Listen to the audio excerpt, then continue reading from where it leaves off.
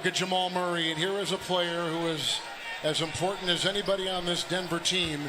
Blew a knee April 12th, and you could just sense that when he was gone, that things could have turned. But Michael Malone kept the ship upright and floating, and they actually finished with a 13-5 record and improved. Good YouTube man, welcome back to another episode of Self Check. Been watching No Dumb E. I'm T man, what's good with you? Got T with me. Got him before we get started.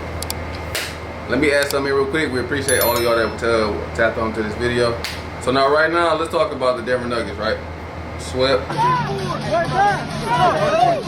had the MVP, but you was missing a key piece, Jamal Murray. So let's go ahead and jump into this one, right? How much did the Denver Nuggets truly miss Jamal Murray?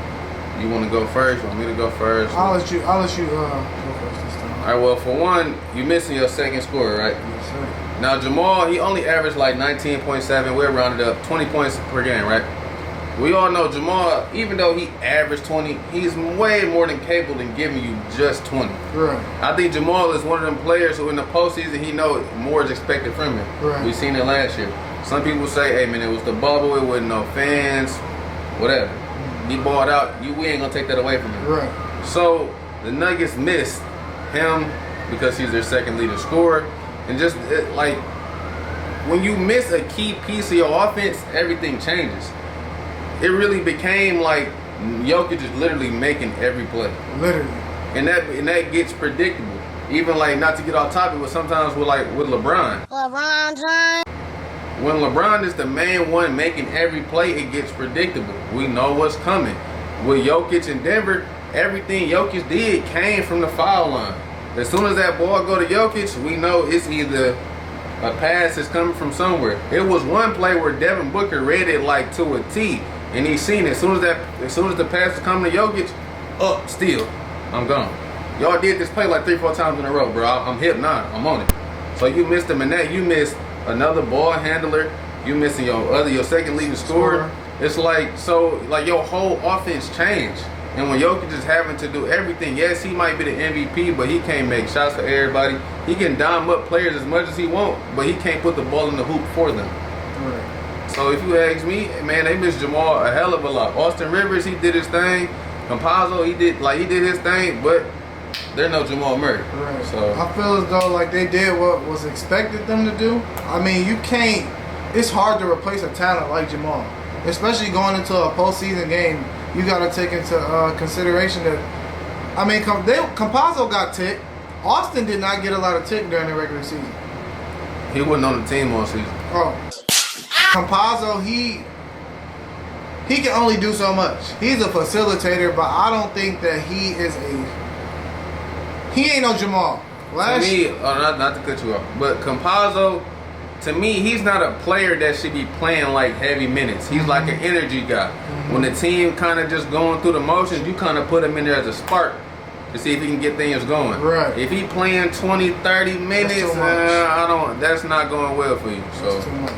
Last year in the postseason, Jamal averaged 26, 7, and 5. So even going into the second half after the All-Star game, we made a video about how much he needed to help out Joker, and his numbers went up. Well, I mean, also you got to take into another consideration that he's a clutch player. He's a clutch performer.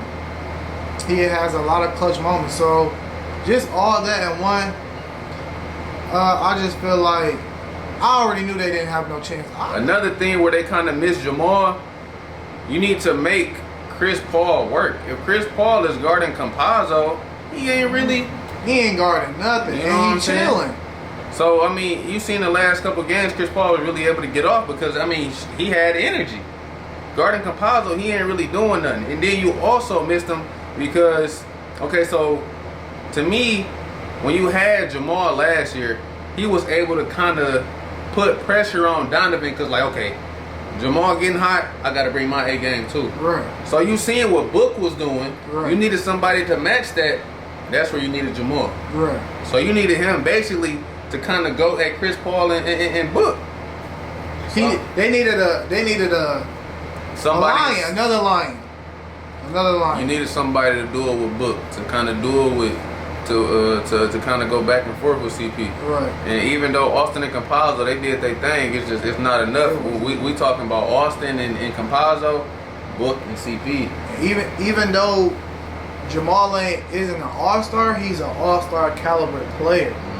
So it's just like, bro, I feel you on that. It's like bucket for bucket. Like, Joker probably was looking around, was like, man, like, where Jamal at? Like, obviously he knew where Jamal was at, but I could really use Jamal for real.